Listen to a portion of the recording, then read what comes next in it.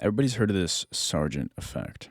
Painter John Singer Sargent of paint loosely applied at from both his dance-like movements. Long stroke. There's nothing there. It's ugly. A habit of over blending everything. John Singer Sargent. Or Sargent. Sargent. Sargent is Sargent. The Sargent. But no one actually explains how he pulls it off. And in turn, this lack of knowledge leads to work that only mimics his style, but lacks his understanding, and can never really show his masterful touch. Today, I will be revealing the fundamentals behind this technique, and you can become a better artist in no time.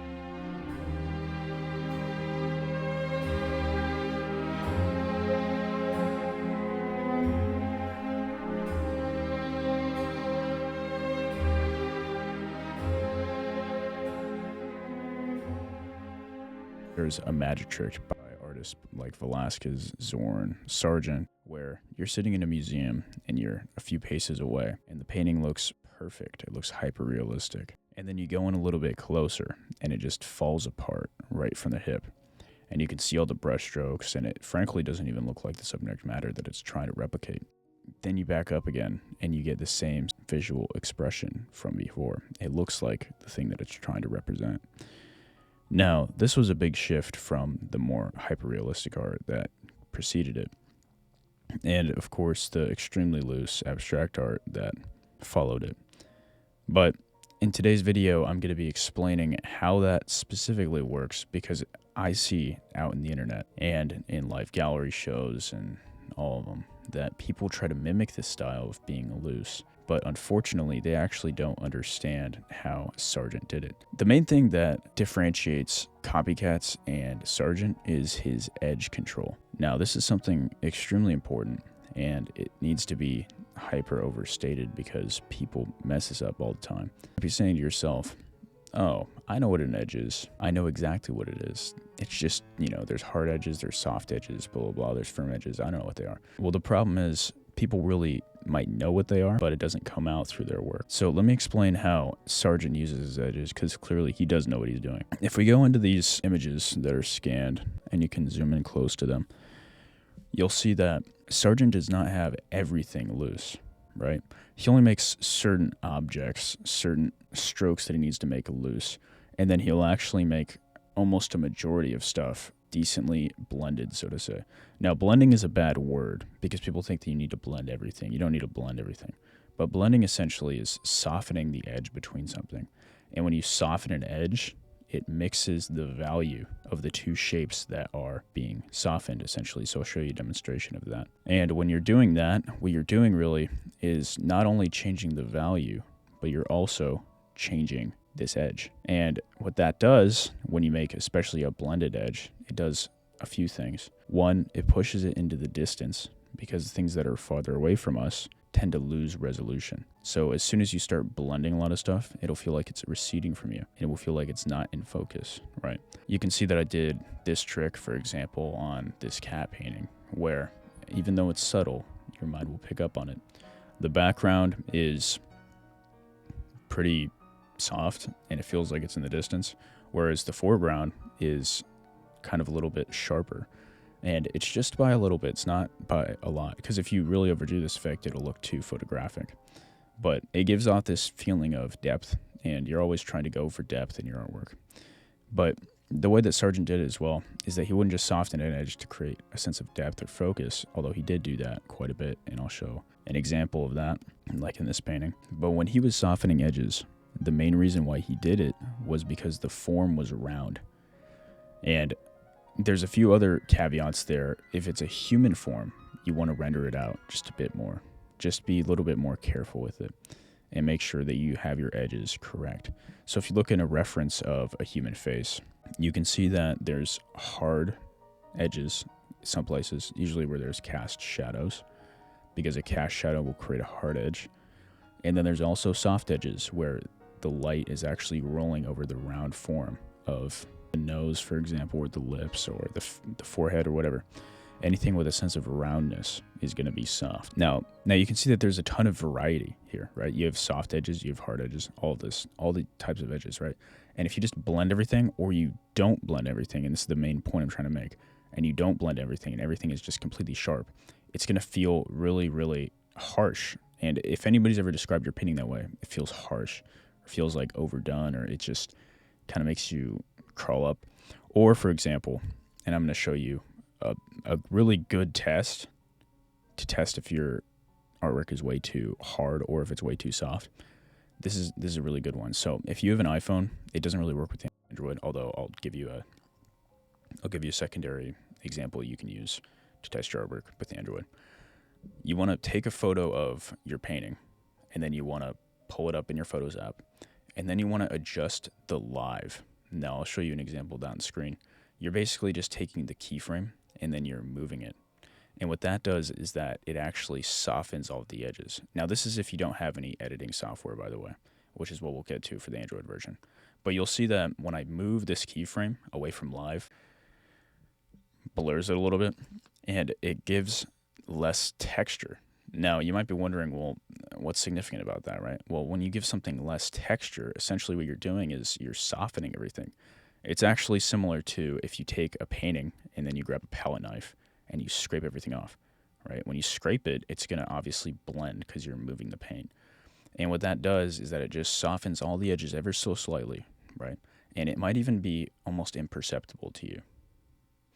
But it does make a difference, makes a huge difference. And this is one of the things that separates kind of intermediate artists from more advanced artists is this edge control, right? And obviously Sargent had this in spades.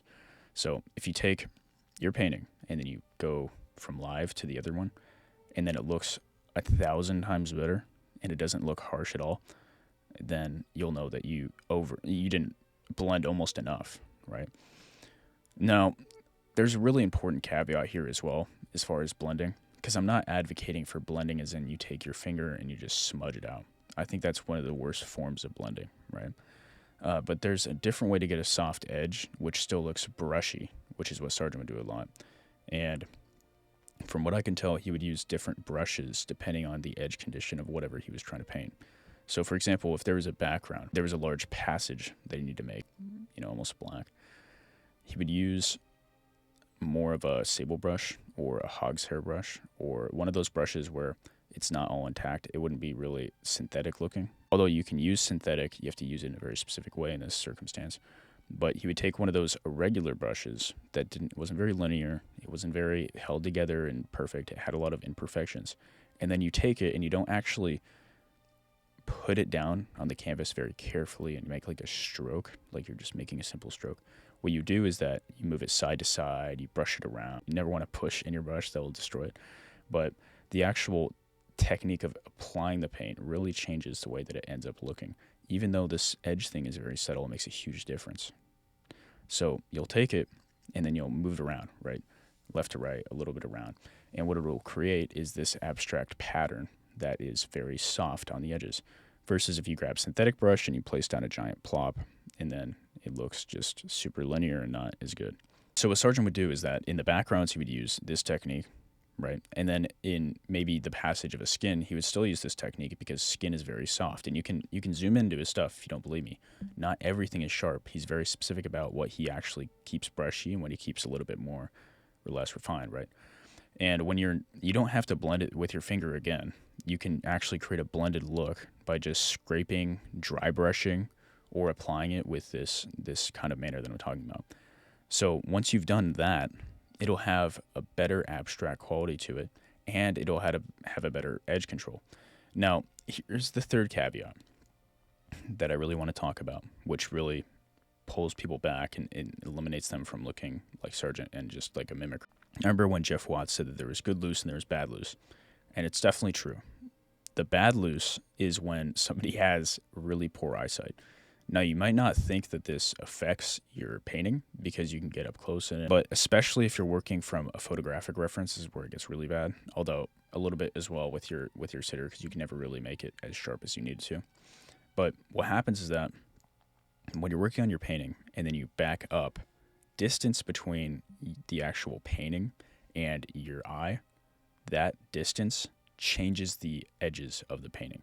And this is the main reason why Sargent's effect works, because it's hyper sharp, so all the edges are actually more sharp than they would be if you looked at it at the same scale. So if you really zoomed in on maybe the hand or something like that, and then you really zoomed in on the hand of the painting and you looked at them comparatively, the edges on the hand would be a lot softer. But once you walk back, all the edges soften to the point where it's actually more accurate to what it looks like in real life.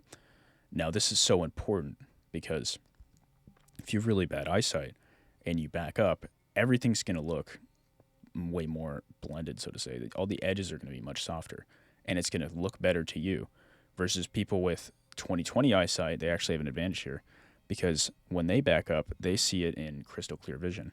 And this is one of those things where if you have good eyesight, you can see that it's overblended and fix that. But if it's overblended and you have bad eyesight, you're not really going to be able to pick up on that, right? So you need to keep that in mind as well.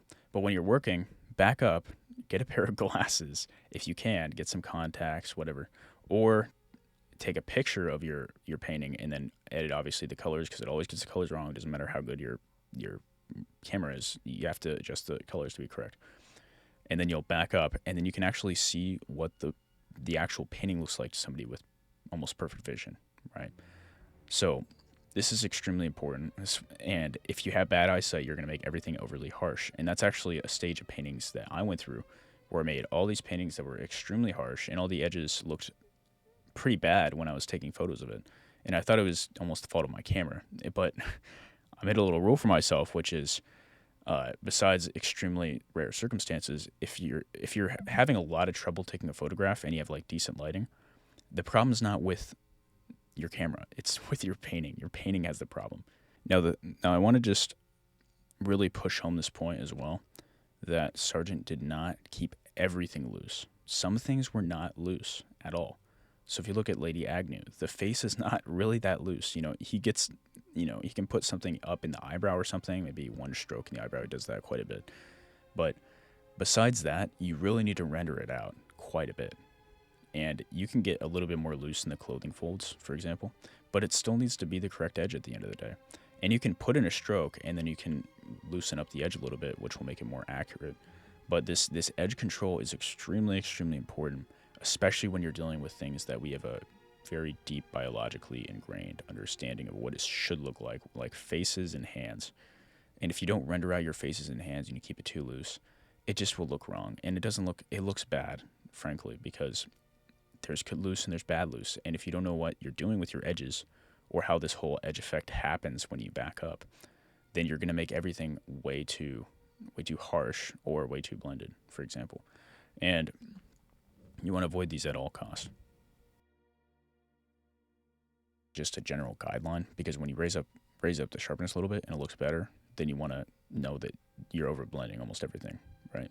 Even though that there should be a variety, it shouldn't be a whole linear. Everything needs to be higher or lower in softness.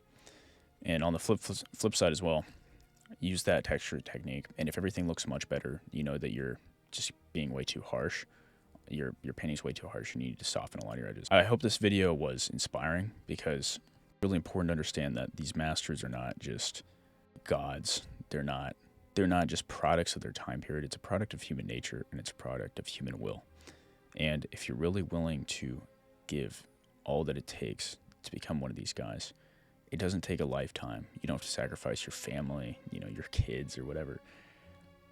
It's just going to take a lot of time, a lot of effort, a lot of blood, and a lot of sweat. But these people were human beings, and you can actually get to their level today, because human beings fundamentally are still the same. It's still possible for you. And if you understand all of these concepts, if you understand and research their processes and their understandings, then you too can become at the level of a Sargent or a Zorn or any of these guys. So I really hope you guys have a great day. Hope you learned something. Go make something beautiful.